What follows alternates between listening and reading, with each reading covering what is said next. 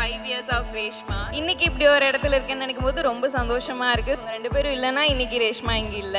ரொம்ப நாள் கழிச்சு எல்லாரையும் ஒரே இடத்துல பார்க்குறப்ப ரொம்ப சந்தோஷமா இருக்கு. ஏன்னா எப்பயாவது தான் மீட் பண்ணிக்கிறோம். கூட்டத்தில் ஒருத்தனா வந்ததுதான் வந்து ஆரம்பிச்சது.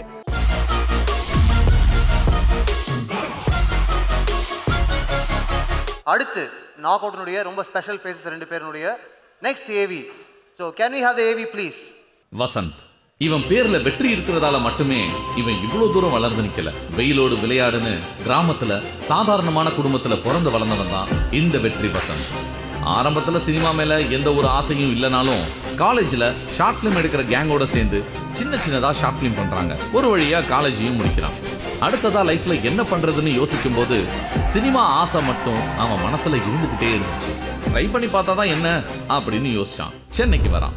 கிராமத்திலே வளர்ந்த வசந்துக்கு சென்னை மக்கள் வாழ்வியல்ல இருக்கிற பரபரப்பும் எங்க பார்த்தாலும் சூழ்ந்திருக்கிற கூட்டத்தையும் பார்த்து பிரமிப்பாவும் ஆச்சரியமாவும் தான் இருந்துச்சு. நடிக்க வாய்ப்பெல்லாம் கேட்டு ஆடிஷன்லாம் போனான். கேலியும் கிண்டலும் பண்ணி தான் அனுப்புனாங்க. அப்பெல்லாம் பல நேரங்கள்ல சாப்பாடு போட்டது என்னவோ அம்மா உணவகம் தான். என்ன பண்றதுன்னே தெரியல. இருக்கிற 1-2 ஃப்ரெண்ட்ஸ் கிட்டையும் எத்தனை நாள் தான் ஹெல்ப் கேட்டுக்கிட்டே இருக்கிறதுன்னு சைட் பை சைட் எல்லா வேலையையும் பார்க்க ஆரம்பிச்சான். ஆனா இது எதுவுமே அவனை டயர்ட் ஆக்கல. சோசியல் மீடியால அவனோட வீடியோஸை நிறைய போஸ்ட் பண்ணிக்கிட்டே இருக்க அது மூலமா நாக் அவுட் சேனல்ல நடிக்க ஒரு வாய்ப்பு கிடைச்சி அட்மாஸ்பியர்ல வந்துட்டு போனாலும் இவன் நல்லா நடிக்கிறான்னு அவனோட டீமே லீட் ரோல்ல நடிக்க வச்சாங்க. உன்கிட்ட பிடிச்சதே இந்த கோபம் தான். உன்ன மாதிரியும் கோபமும் ரொம்ப அழகா இருக்கு. அவன் நாக் அவுட்ல பண்ண எல்லா கண்டென்ட்டும் ட்ரெண்டிங்ல தான் வந்து நின்னுச்சு.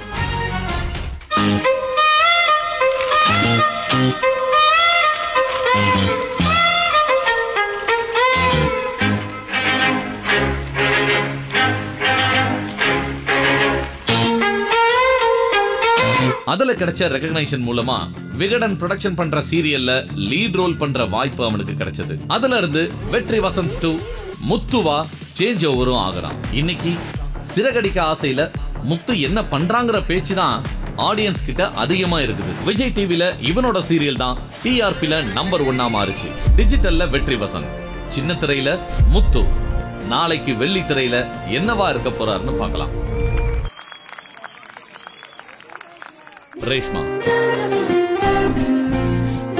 தமிழ்நாட்டில் இருக்கிற நிறைய பசங்களுக்கு இந்த மாதிரி ஒரு லவ்வர் கிடைக்காதா, இந்த மாதிரி ஒரு வைஃப் கிடைக்காதான்னு நினைக்கிற அளவுக்கு பசங்க மனசுல விதைய விதைச்சாங்க. ஒழுங்கா கை கால் கழுவிட்டு சாப்பிடு, இல்லைன்னா கொன்றுவேன்.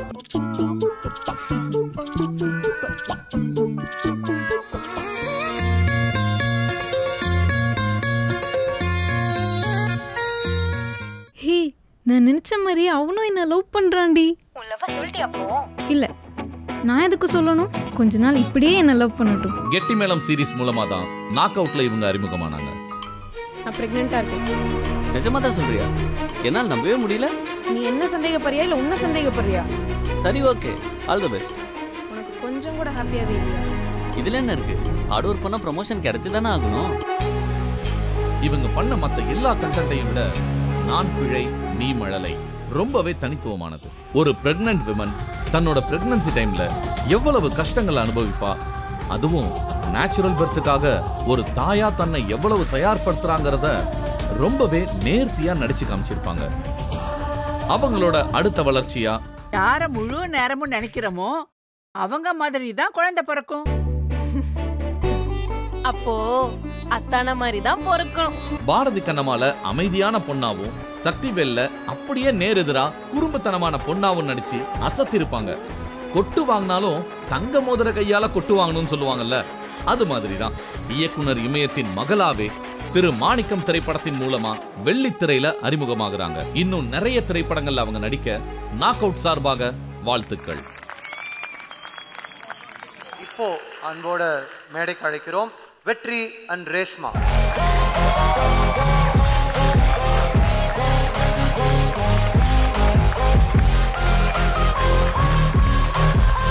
அடுத்து நம்ம கூட இப்போ நம்ம டீமையும் உங்களையும் விஷ் பண்ணுறதுக்காக எனக்கு ரொம்ப பிடிச்ச ஒரு ஸ்வீட்டான ஃபிலிம் மேக்கர், பியார் பிரேமா காதல் அண்ட் ஸ்டார் போன்ற வெற்றி படங்களை கொடுத்த டைரக்டர் இளன் அவர்களை அன்போடு மேடைக்கு அழைக்கிறோம்.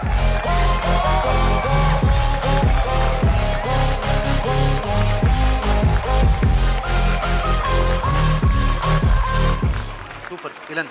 ஸோ ரொம்ப ரொம்ப சந்தோஷம். ஏன்னா ஒரு எக்ஸ்பீரியன்ஸ் ஃபிலிம் மேக்கராக இந்த ஈவெண்ட்டில் இந்த யங் டீமை பிளஸ் பண்ணுறது நீங்கள் வந்தது வந்து ரொம்ப சந்தோஷமாக இருக்குது எங்களுக்கு. ஒரு யங் ஃபிலிம் மேக்கராக நாக் அவுட் பற்றி உங்களுடைய கருத்து?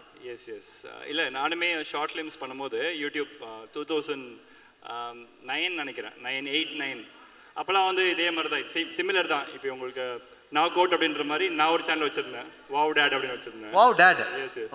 இப்போ லப்பர் பந்து வந்துச்சுல, அடேங்கப்பா 11 பேர், அதோட டிரான்ஸ்லேஷன் தான் வாவ் டேட். அடேங்கப்பா வாவ் டேட் அப்படின்னு மாதிரி வச்சு இந்த வாவ் டேட் சேனல் மூலயமா ஷார்ட் ஃபிலிம்ஸ்லாம் பண்ணி போட்டுட்டு இருந்தோம். அதனால ஒரு ரெக்கக்னிஷன் கிடச்சி அது மூலயமா தான் நானும் சினிமாவுக்கு வந்தேன்னு சொல்லலாம். ஸோ சிமிலர் ஜேர்னி தான். நீங்களுமே ஒரு டிஜிட்டல் ப்ராடக்ட் தான். ஸோ அந்த அப்போ ஷார்ட் ஃபிலிம்ஸே இப்போ வெப் சீரிஸ் அப்படின்னு வந்திருக்கு. ரொம்ப நல்லா ஹாப்பியாக இருக்கு. ஃபர்ஸ்ட் டைம் ஒரு உங்களுடைய ஒரு ஒர்க்கை போட்டால் சில கமெண்ட்ஸ்லாம் வந்திருக்கும் இல்லையா? ஒரு நம்பிக்கையோடு நீங்கள் அப்லோட் பண்ணியிருக்கீங்கல்ல, அந்த ப்ராசஸ், அதில் கிடைச்ச மோட்டிவேஷன் ஹை பற்றி சொல்லுங்கள். ஆஃப்கோர்ஸ் இப்போ வரைக்குமே என்னோட ஷார்ட் ஃபிலிம்ஸ் ஓட கமெண்ட்ஸை நான் பார்ப்பேன். நான் ரீவிசிட் மாதிரி போய் பின்னாடி போய் பார்ப்பேன். ஸோ அதில் வந்து அப்போ அவங்க கொடுத்த அந்த அப்ரிசியேஷன் தானே நம்மளுக்கு ஒரு நம்பிக்கை கொடுத்துச்சு. கிரிட்டிசிசமும் இருந்துச்சு, பட் இருந்தாலும் அந்த சில பேர் போடுவாங்கல்ல, இவன் கண்டிப்பாக பெரிய ஆள் ஆடுவான்ப்பா அப்படின்ற அந்த வார்த்தை, அந்த பாசிட்டிவான வார்த்தைகள் தான் நம்மளுக்கு ஒரு ஹோப் கொடுத்து நம்மளை ப்ரொப்பல் பண்ண வச்சதுன்னு சொல்லலாம்ல. ஸோ அது அப்படி பாசிட்டிவாக எடுத்துக்க வேண்டியதுதான். சூப்பர். யாரோ ஒரு அனானிமஸ் யூசர் கமெண்ட் பண்ண இவன் கண்டிப்பாக பெரிய ஆள் ஆயிடுவான்ப்பா அப்படின்ற ஒரு கமெண்ட் வந்து ஒரு ஃபிலிம் மேக்கருக்கு மோட்டிவேஷன் கொடுத்து இன்றைக்கி அவர் வந்து 2 படங்கள் எடுத்து ஒரு வெற்றி இயக்குனராக நான் முன்னாடி நிற்கிறாரு. நான் முதல்ல சொன்னது தான், every comment matters, every share matters. Elan, ரொம்ப ரொம்ப நன்றி. So very happy. 5 years of knock அவுட்ன்ற மாதிரி 5 years ஆஃப் ரேஷ்மா. ஸோ ரொம்ப ஹாப்பியாக இருக்குது. இப்படி ஒரு விஷயம் நடந்ததுக்கு ராஜானாக்கு ரொம்ப பெரிய தேங்க்ஸ். அங்கேருந்து தான் என்னோட ஜேர்னி ஆரம்பிச்சது, அவர்கிட்ட இருந்து தான் ஆரம்பிச்சது. ஃபஸ்ட்டு வரும்போது ஒன்றுமே தெரியாது, நடிக்கவே தெரியாது. ஸோ வந்து பரவாயில்ல நீ நடின்னு சொல்லி ராஜா அண்ணா சப்போர்ட் பண்ணது, தென் சங்கர் அண்ணா சப்போர்ட் பண்ணி, ஸோ இவங்க 2 பேரும் தான் மெயின் பர்சன் என்னோடய லைஃப்பில். இவங்க 2 பேரும் இல்லைன்னா இன்றைக்கி ரேஷ்மா இங்கே இல்லை. ஸோ மறக்கவே மாட்டேன் லைஃப்பில் 2 பேரையும். இவங்க வந்து எனக்கு ஒரு ஆப்பர்ச்சுனிட்டி கொடுத்தது மட்டும் இல்லாமல் எனக்கு ஒரு ஃபேமிலி, நல்லது கெட்டது எல்லாமே சொல்லி கொடுத்துருக்காங்க. ஸோ தேங்க்யூ 2 பேருக்குமே, சங்கர் அண்ணா அண்ட் ராஜா அண்ணா. அடுத்தடுத்த ஜேர்னி, ஸ்ட்ரகிள்ஸ் ஜேர்னி இந்த மாதிரி நிறைய போச்சு. இன்றைக்கி இப்படி ஒரு இடத்துல இருக்கேன்னு நினைக்கும் போது ரொம்ப சந்தோஷமாக இருக்குது. So thank you so much knock out team.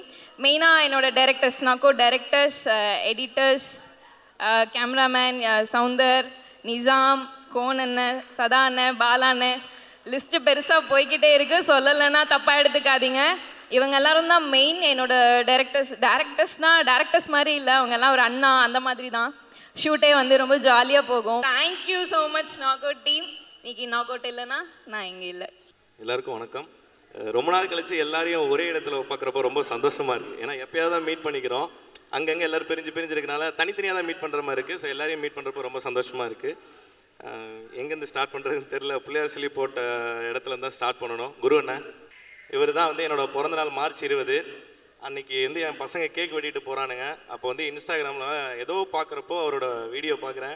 பார்த்தா யாருப்பா அவர் நல்லா பண்ணுறாருப்பா அப்படின்னு சொல்லிட்டு சும்மா டெக்ஸ்ட் பண்ணேன். ஆர்டிஸ்ட்டு நமக்கு ரெஸ்பான்ஸ்லாம் பண்ண மாட்டாங்க அப்படின்னு சும்மா டெக்ஸ்ட் பண்ணேன். மறுநாள் காலையில் அவர் ஹாய் பிரதர் அப்படின்னு சொல்லிட்டு, நான் ஏதோ அவர் வயசு அப்படின்னு சொல்லிட்டு ஈக்குவலாக போட்டு அவர் பாட்டு டெக்ஸ்ட் பண்ணி நிறையா வச்சுருந்தாரு. யார்ப்பா அவர், நான் எக்ஸ்பெக்டே பண்ணல பிரதர் இந்த மாதிரி நீங்கள் அனுப்புவீங்க அப்படின்னு சொல்லிட்டு அங்கே பேச ஆரம்பிச்சது தான். 2 நாள் கழிச்சு நாங்கள் அந்த மாதிரி கெட்டி மேலம் ஷூட்டிங் இருக்குது, நீங்கள் வாங்க நம்ம மீட் பண்ணலாம், எப்படி என்ன ஷூட் பண்ணுறாங்கன்னு பாருங்கன்னாரு. ஏன்னா அது வரைக்கும் நான் ஷூட்டிங்கே பார்த்ததில்லை. ஆனால் என்னன்னா ஷூட்டிங் போதா பிரதர் அப்படின்னா, இல்லை பிரதர் கொரோனா வந்துருச்சு, ஸோ அதனால் எல்லாமே லாக்டவுன் கொஞ்சம் ஸ்டே பண்ணிட்டான் அப்படின்னாங்க. தடவை ஒருத்தர் வாங்க வந்து ஷூட்டிங் பாருங்கன்னு சொன்னார், அதுவும் போச்சு அப்படின்னு தான் நினச்சேன். கொரோனா டைமில் நாங்கள் 2 பேரும் ஒவ்வொரு எபிசோட் பார்த்து நான் அவர் கால் பண்ணி பேசினது அதிகம். அப்போ அவரை தான் வந்து MSD கண்டி என்னை கூப்பிட்டாங்க. ஸோ MSDயில் தான் ஃபஸ்ட்டு வந்தேன். கூட்டத்தில் ஒருத்தர் வந்தது தான் வந்து ஆரம்பிச்சது. அகில், பிரபு அண்ணன் அவங்க கூப்பிட்டு போய் ராஜா அண்ணன் நிற்க வச்சாங்க. முத கதை சொல்லும்போது ராஜா அண்ணா அப்படியே கேட்டுகிட்டே இருந்தார். நான் கதை சொல்லிட்டு இருந்தேன், இப்படி நின்ன சொல்லுப்பா அப்படின்னாரு. இல்லை தூங்கிட்டீங்க அப்படின்னா, இல்லை காது கேட்டுட்டு தான் இருந்துச்சு சொல்லு அப்படின்னாரு. ராஜா அண்ணாட்ட ஒரே ஒரு, நீங்கள் என்ன கதை சொன்னாலும் ரியாக்ஷனே வராது. இப்போ நான் இது காமெடி சீன், சிரிக்கணும், சொல்லு. எதுக்குமே எந்த ரியாக்ஷன் இருக்காது. ஆக்சுவலாக அதுதான் அவரோட பெரிய ப்ளஸ். அதுதான் இங்கே வரைக்கும் கூட்டு வந்து நினைக்கிறேன். நம்ம என்ன சொன்னாலும் அவுட்டு பார்த்துட்டு கூட சம்டைம்ஸ் சொல்லுவார், இது நல்லா இருக்குது, இது நல்லா இல்லை, இது இந்த மாதிரி எடுத்துருந்துருக்கலாம் அப்படின்ற ஏதாவது ஒரு கரெக்ஷன் சொல்லுவாங்க. ஸ்டோரியை சொல்லும்போது அவங்களுக்கு அது அட்ராக்ஷனாக இருக்குன்னு தோணுச்சுன்னா ஹீஸ் ஹேவ் த மைண்ட், அந்த கரெக்டாக இருக்குமா இல்லையா, இது ரீச் ஆகுமா இல்லையா அப்படிங்கிறது மைண்ட் இருக்கும். ஸோ அது ரீச் ஆகுமா இல்லையான்றதை அவங்க கால்குலேட் பண்ணி சொல்லிடுவாங்க. ஸோ அவங்களுக்கு தான் ஃபஸ்ட்டு அங்கேருந்து தான் நன்றிகள் ஆரம்பிக்கும். அங்கேருந்து தான் ஸ்டார்ட் ஆச்சு. அங்கேருந்து தான் எல்லாம் ஸ்டார்ட் ஆச்சு. அப்படி தான் கதை சொல்லி தான் சரி போய் பண்ணு அப்படின்ட்டு சும்மா போ அப்படின்வாங்கல்ல, போ நீ அந்த ஓரத்தில் போய் அந்த இருக்க குச்சி எட்டுவா, நீ போய் அங்கே இருக்க குச்சி எட்டுவான்வாங்கல்ல, அந்த மாதிரி ஆரம்பிச்சது தான். அதுக்கப்புறம் கூட இருக்கிற ஒவ்வொரு இயக்குநர்களும் கூட சேர்ந்த நண்பர்கள் ஆகிட்டாங்க. எல்லாருமே சேர்ந்து வேலை பார்க்க ஆரம்பித்தோம். அவங்களுக்கு தெரிஞ்ச எல்லாத்தையுமே எனக்கும் சொல்லிக் கொடுக்க ஆரம்பித்தாங்க. அங்கேருந்து தான் இங்கே கூட்டு வந்து நிப்பாட்டியிருக்கோம். சார் நீங்கள் கேப்ஷன் வச்சுருந்தீங்களே sir, universe falling with the stubborn heart. So அது எல்லாருக்குமே பொருந்துன்னு நினைக்கிறேன் சார். சார் அந்த கேப்ஷன் நீங்கள் எங்கேருந்து நமக்கு தோணி இருக்குன்னு தெரில சார், ஆனால் அது உங்களுக்கு மட்டும் இல்லை சார், கிட்டத்தட்ட இன்னைக்கு ஒருத்தனுக்கு சினிமாவுக்கு போகணுன்னு ஆசை வந்திருக்கும் பாருங்கள், இந்த நொடி அவனுக்கு வரைக்குமே அது பொருந்தும் சார். நான் ஒரு விஷயத்தை இதை பண்ணணும் அப்படின்னு நினைக்கிற ஒவ்வொருத்தனுக்குமே அந்த கேப்ஷன் செட் ஆகும் அவங்களோட லைஃப்பில். நான் ஒரு பொருளை வாங்கணும்னு நினைக்கிறேன், ஆனால் என்கிட்ட காசு இல்லை, அதுக்காக நான் சேர்க்குறேன்னு நினச்சா அவங்களுக்குமே அது செட் ஆகல. ஸோ அதுதான் ஸ்டபன் ஹார்ட்னா அதானே, வேணும்னா வேணும். சூப்பர் சூப்பர், ரொம்ப ரொம்ப நன்றி Elan. Thank you so much here. உங்களுடைய ட்ரேட்மார்க் ஸ்மைலோட விஷ் பண்ணிட்டீங்க.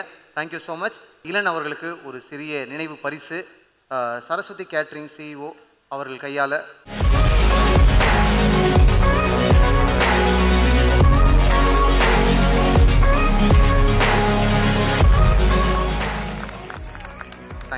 Thank you every one for coming year. ஏன்னா நான் யாரையும் மென்ஷன் பண்ணல, இதெல்லாம் நம்ம வீட்டு விசேஷம், நம்ம வீட்டு விசேஷத்தில் இருக்கு, மற்றவங்க பேர்ல சொல்லிட்டு நான் சொல்லலை. சூப்பர். அதனால எல்லாருக்குமே ரொம்ப நன்றி, வந்த எல்லா விருந்தினர்களுக்கும் நன்றி. Thank you so much.